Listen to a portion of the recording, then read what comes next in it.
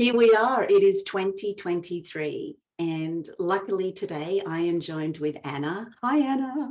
Hi, everybody. And today we're going to go through not only the monthly and the weekly energy forecast for January, but we're going to spend a little bit of time talking about the major shifts that are happening in 2023.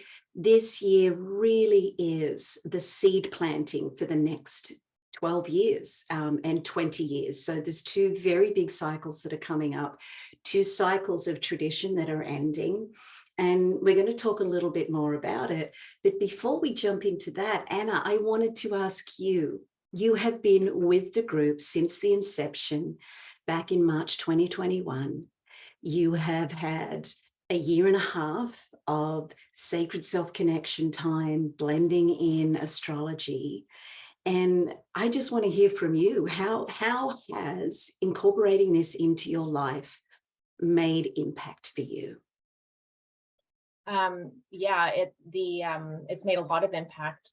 Having this sacred self-connection time every day is key for me, and having it first thing in the morning to get me back in my body, set me up for the day, ground. And so throughout the day, I find my reaction to what's happening, especially in the external, is so much different than what it used to be. I feel grounded. I can feel into those feelings that come up without reacting to them. Check in with my inner child and ask her what's going on, what does she need, and having that space. I just feel like I've been given myself the space that I need to explore these things now, and that's through the self-connection time every morning and being conscious to the energies, where the moon is, the elemental energies for that day. That's all been just so helpful for me. That's huge, Anna. You just said something there that really struck with me. It gives you space in the day, and I think that's amazing, because often we think, if I take time to do this, it's taking away from something else. But if we do take time to do that sacred self-connection time, even if it's 10 or 15 minutes in the morning, it does create space in the day to process what's happening. And as you know, in the last month, we've been sending out the little reminders on the days that we have these beautiful, supportive, high energy activations. And honestly, if you just take 2 minutes to read that in the morning, you've set the energy anchor for the day. And I love it because it feels like we've got this little insider knowledge of the pulse and tempo of the earth that we get to dance with.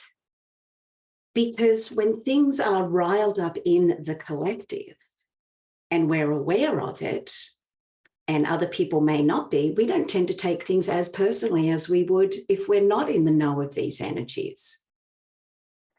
So I do agree with you. I would say it's the same thing for me with my sacred self-connection time, Anna. When I can give myself that time in the morning, I get space throughout the day. So thank you for sharing that with us.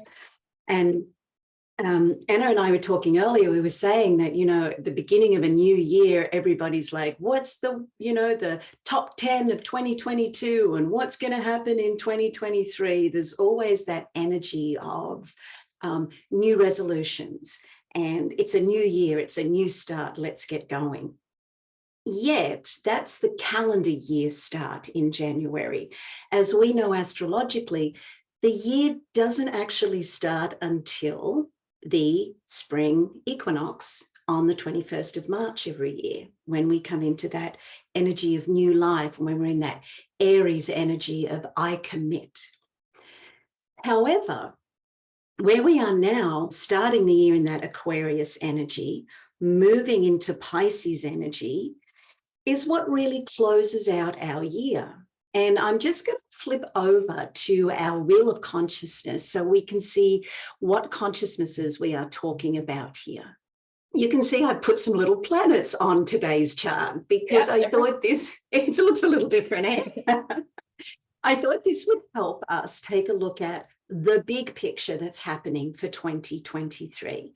Because as we know, the outer planets, the planets that are the furthest away from Earth, are the planets that affect the collective. These are the big generational changes that we experience as they move about in the sky. And they're very, very, very slow moving. You know, for example, Pluto, it takes more than 270 years to do a full revolution around the sun. Saturn, it's every 29 years. In Jupiter, it's every 12 years. So this year in 2023, each of these profound generational planets are moving out of one consciousness and into the next. Now, later on in January, we are going to do a 2023 energetic forecast. We'll let you know what date we're going to do it, but that's when we will do a good deep dive into each one of these energies throughout the year. But just to start off the year, this is where we are at.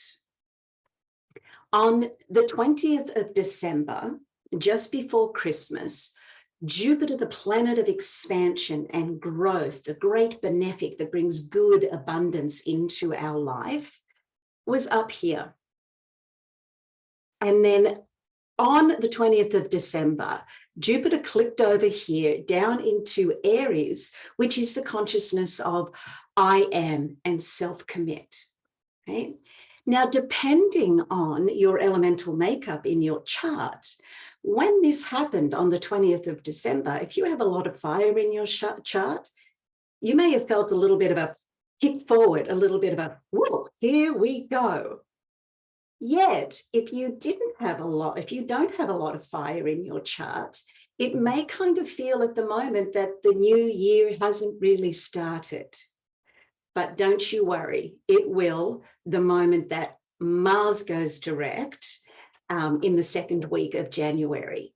So I just want to point out at the very beginning of the year here, depending on your elemental makeup in your chart, it can be like a quick start into 2023. Or if you don't have that much fire in your chart, it might feel a little bit like I'm at the gate, but I'm not ready to get out yet, you know?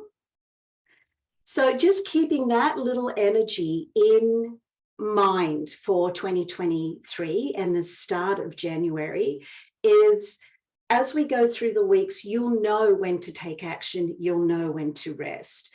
But it's just interesting that we don't start the astrological year until March, but we're getting a little kickstart now in January.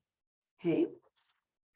So once we hit our stride in January, Jupiter, this wonderful planet of abundance and benefics, is going to have a 5-month stay in Aries that is asking us, what do you want out of the next 20 years?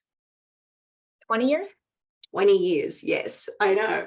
And why is it 20 years? It's because Pluto later this year is moving out of Capricorn and into Aquarius. And it's going to stay there for 20 years. It's going to be there until 2044. So the first 5 months of 2023, there is this beautiful, abundant energy of moving forward. What do you want? What do you want? And here is the key. For those of us that have been conscious and awake prior to the pandemic, and especially through the pandemic, you'll have a fair idea of what it is that you want. So when you have that understanding of, yes, this is what I seek in my life, this is the vibrational resonance, this is what I choose more of. I choose more peace, I choose less chaos. Whatever it is for you, we have 5 months this year at the beginning of 2023 to really ask, what are you committing to? And then Jupiter, by May, is going to come down here to Taurus, and it's going to stay in Taurus for an entire year, from May 2023 to May 2024, saying, I am here to support you to build that and build it in a way that it is only based on your values. So how beautiful is that energy, right? For this year, literally, Jupiter is coming in going, who are you really? What do you deeply want? Focus on that. And then by May, we will bring in all the supportive energies for you to build it, structure it, organize it, and implement it. And you have a whole year to build it and do it. I feel that's one of the signature energies that we are going to have for this year. Now, an interesting other signature that's coming in at this point is Saturn, the planet of tradition, the planet of time, of order, of our life lessons, has been traveling through Aquarius for the last year. And now it is about to click over into Pisces and spend the majority of 2023, right through until 2024, in Pisces. And what this means is things that are esoteric or on the fringe are very quickly going to come mainstream this year. So even the astrology, the things that we have been doing in this community, the things that we may have considered fringe, woo-woo, esoteric, on the edges prior to the pandemic that began in 2020, is now going to plant into mainstream deeply. And we have seen a little bit of that because during the pandemic, we had so many organizations pop up and say mental health is something we need to support our people with, right? We're seeing a lot more of the softer structures that people need come into play. And another example I'd like to give on this is when we were talking back at the fall equinox, I mentioned that change in the collective doesn't happen in the center, it happens on the fringes. And I use the example of yoga in the 1970s to yoga now in the 2020s. Well, we're coming into that energy yet again. We are reliving that energy as Saturn moves out of the structures and harmony of Aquarius and gets into that very deep, esoterical, unified emotional consciousness of Pisces. So a very short snapshot of what's happening on the big picture for the year moving forward. And now coming back to a monthly overview and week by week. So just before we go into the monthlies, one thing that I do want to say is I will have all of these dates listed below for you. And when we do where the energies are at for 2023, when we do that as our Zoom gathering later in January, we will break this down in a lot more detail. But I do think it's just so important to know those big, major energy shifts that are happening throughout the year. But coming back now, first of all, Happy New Year's Day, everyone. Yeah, Happy New Year. I hope you had a good Christmas, a good time leading up to the new year. And we have such beautiful energies starting this week. And just remembering what I said earlier, remember, Mars is still retrograde in Gemini. Mercury went retrograde in the last few days of December. Uranus is still retrograde from the middle of last year. So it is not until the end of the month do all planets move forward and do we get that real, woohoo, we are in the new year kind of feeling. So treat the next 3 weeks as your time to contemplate, plan, prepare, and most importantly, ask this question: what vibrational note do I want to hold in 2023 when we move over into the new astrological year? And that's a theme that's going to keep coming back up for the first 5 months of this year, asking yourself, what is the vibration I want to be in? Because what you are doing now, as I said, roots those cycles of Pluto being in Aquarius for the next 20 years, for Saturn being in Pisces for the next 12 years. All of these energetic loops now are being seeded in the first 5 months of 2023. So when we look at that first week, Venus, the planet of how we seek and receive love, is moving into that Aquarian energy of harmonization. So this is our head and our heart coming together and harmonizing in what are the feelings that I want to feel? What feelings do I want to feel more of?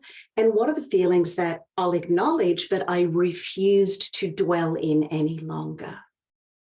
And you'll notice as we go through 2023, every time Venus moves into a new state of consciousness, I am going to note it on the calendar, because what we do here in 2023 from this heart space, and Venus rules the heart space, we are vibrationally programming our future energy for the next 12 and 20 years. And even by hearing that just once, it brings our mind into consciousness of be aware of what you're thinking, feeling, and doing. So that's what starts the year. That's the energy. Venus, this beautiful divine feminine energy, comes, nestles into the heart center and says, what emotions do you want to feel more of in 2023? Then in beautiful harmony, the very first full moon of the year that we have in 2023 is a Cancer new moon. So our inner child is right there at the beginning of the year going, yeah, I want to play. And I know, Anna, you have a very special connection with your inner child, right? Oh, yeah. Yeah. I feel her every day, throughout the day. Yeah, she talks to me. And it's being in that dialogue. It's understanding that our inner child is that energy within us that feels fear, that tries to protect, that doesn't have the anchoring that our wise inner being does. So it's the moment that we are pulled out of joy, we know the inner child needs attention. And as this new year comes in with this beautiful full moon, we had the weekend to make this deep, beautiful connection with our inner child. And I love the energies that are supporting this. We've got the Cancer full moon, which is releasing all of the old stuff from 2020. We've got that beautiful Cancer energy flowing into Saturday. And then we step into that heart-centered energy of Leo on the Sunday. So this weekend, between the 7th and the 8th, make a date with your little one, do something fun. Try to schedule that in. It is a busy time of year, but there's no better way to set your vibrational note for the new calendar year than spending that date and time with your little one. Then as we move into the second week, this is where things begin to start moving forward. And it begins with Venus and Mars looking at each other nicely and sweetly in the sky. And that's the unification of masculine and feminine. So this is opening up a really deep sense of not only the love we have for ourselves, but the love that we give to those that we are in deep relationships with. So this is family, this is close friends, this is intimate partners. If you do anything today on the 9th of January, let those that you love know that you love them. Send a text, give them a hug, be present for a moment. And this includes you too. Take a moment today, look in the mirror, look in your eyes, look and speak to your inner child. It's profound when we can take these actions, when these energies are available and ripe for us to harmonize and harness within. So that sets the tone for the entire week. On the very next day, the moon shifts over into Virgo, and that loving gaze that Venus and Mars has amplifies on a physical level. So now this is a beautiful day for us to take that physical self-care. And again, through 2023, you're going to see all of these Virgo and Moon connections. I'm always going to document them on the calendar, because when we make connection to ourselves physically, it is the quickest, most profound way to soothe and harmonize our inner child. And when we do this regularly, very rarely does our inner child get unanchored. When we proactively come into that physical space of soothing, our inner child feels soothed as well. And you'll see that we've got 3 beautiful days there, the 10th, the 11th, and the 12th, that we are in that deep Moon and Virgo energy, also being supported by Venus. Then Mars comes out of retrograde. And how long in 2022 did we keep saying, Mars is extra long retrograde in Gemini for 7 whole months? It's a long time. We don't normally get that. And thinking about what those energies are, right? Mars is our planet of action. Gemini is our planet of mind and thought and communication. So we've had a grace of 7 months to rethink, reestablish, redefine what is important to us. And now Mars it's like a racehorse at the gate. Boom, Mars is out. The things you have been contemplating, the things you have been thinking about, now move into an energy of take action. So on that day, whenever planets station or stand still, there's a little influx of energy that is actually measured. This isn't just NASA can actually measure these electromagnetic energies that hit Earth. So today is not a day to rush into something. Think about it. If you haven't had cake for 7 months and then cake is on the counter, you don't want to eat that whole cake. Does that make sense? Yeah. It's that energy. There's going to be a lot on offer for the taking as soon as Mars moves out of retrograde. So choose what you want to do wisely. If we go back and remember what the energy was when Mars went into grade, it was watch what you say, witness what is illusion, and wait before you jump into action. That also goes for Mars moving forward, just for the rest of this week, like the 12th, 13th, and 14th. Think before you commit to anything, okay? I just wanted to say something about the committing too, because it's kind of making sense to me now a bit more that I always was thinking commitment was bigger commitments to maybe work or people, but it's just there to me now. There's just these little small commitments throughout the day that I can see are illusion, perhaps, that I could commit to, and they're just illusion, and I can let them go. And they're a lot smaller than I thought that they were. Actually, now that you're saying it again, that makes sense. Anna, that is so powerful. That is so powerful. And God, just as you were saying that, I'm thinking of the Jupiter being in Aries. We've got that energy for 5 months. What you just said, that commitment energy is ripe. And it's not major monumental shifts that we have to make. It's the commitment every day. I'm going to do my sacred self-connection time.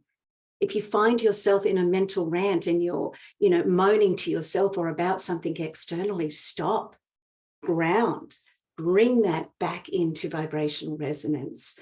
That's really profound. And it's the small commitments we make every moment we are pulled out of joy that makes this a consistent embodied journey. Wow, thank you. And then as we start off the week of the 15th, it's the week of not only the new moon, it's Aquarius season begins. It's the first new moon of the year. And this harmonization energy of Aquarius is being amplified now. And as we just spoke about, is going to be hugely amplified later on in the year as these outer planets move into that harmonization. So if we start the week on Sunday by just sitting down, taking time and going, hey, what is the vibrational resonance I want to hold for 2023. And look, we thought about it up here. We concurred with our inner child here on the 6th and the 7th. We've physically taken action to nurture ourselves emotionally, share our love with the people around us, nurture our physical body, and really put thought into what we are saying yes to. Now we're in a position to start writing out our affirmations, our manifestations, love, wants, needs, and desires for the upcoming year. And as we move through the week, we come right into that new moon where we can do a beautiful ritual at this time. So the first new moon of any year is always a beautiful, profound seed planting energy. So I would take that week. That would be my suggestion, is between the 15th and the 21st. Each day, as you said, Anna, those little commitments, just write a little bit down. What is it that I want more of? What will I no longer endure? Because when we have the clarity, we can stand in the vibrational resonance of it. Now, if we're not supported enough on that week, in comes the Mercury retrograde, which started at the end of December. It's now ending on Tuesday, the 17th of January. We've just had the last 3 weeks with Capricorn, the I know energy. I wouldn't be surprised if for many of us, we've sort of experienced things since that last week of December through to the 17th of January, where it's a definite, yes, I want to do that. No, not doing that anymore. So as you're listening to this at the first of the month, just pay attention over the next 2.5 weeks. If you get a solid gut reaction, I don't want to do that anymore, don't do it. That is why Mercury has been retrograde in that Capricorn area at the end of the year before we move into a new year, saying, what do you want and what do you no longer want to have to do? So to me, this is the week that 2023 starts. So it is that 15th to the 21st. And then as we go through to the 22nd, right through to the end of the 28th, Uranus, the planet of radical change, moves forward. And that is all the supportive energy going. Everything you thought about, wrote down, manifested, and desired here, Uranus is now coming in saying, any of the older traditional things that might be a little bit harder to let go of, it's going to help you in a very supportive way. And from that moment on, we have 88 days of all planets moving forward. Not often do we get a run of 88 days. That's almost 3 months of put your intentions out, take the action, be conscious of what you're doing. And with those 3 steps, you have the most powerful manifestation energy that's going to happen this year. And it starts on January the 24th. It actually starts on the 22nd, but it really comes into a solid standstill on the 24th. And then as we move into the end part of the week, we have this beautiful synergy of where we started the month with Venus in Aquarius in that I am harmonizing. Notice how our heart had to answer all of the questions throughout the month. And now as we come to the 27th, Venus is moving into Pisces to take what is the air intellectual concept right down into the body and embody it. So Venus this year is going to be a very important planet that we will follow, align with. And simply by being in the consciousness, I just want to reiterate, we don't have to do anything. It is simply knowing at the beginning of the month, our head and our heart are awakening together. at the end of the month, our heart is so full now because they have been unified, we will embody that energy. And because we're adding so much to the calendar these days, we had to flip over to a new page. Sorry. So here we are in the very last week of January. And on Sunday, the 29th, we have a big physical activation. So today, if you can, get out, move, do some yoga, get out in nature, take a walk. And if you can't physically get out for a longer period of time, just go outdoors, think about your feet on the ground and breathe deeply. What this energy does is when the sun and Mars has been in retrograde, as we know, for such a long period of time. Now the sun is shining this big light on take action, take action. If we dispel the physical energy of that, we can take action in a more conscious, grounded way for the rest of the week.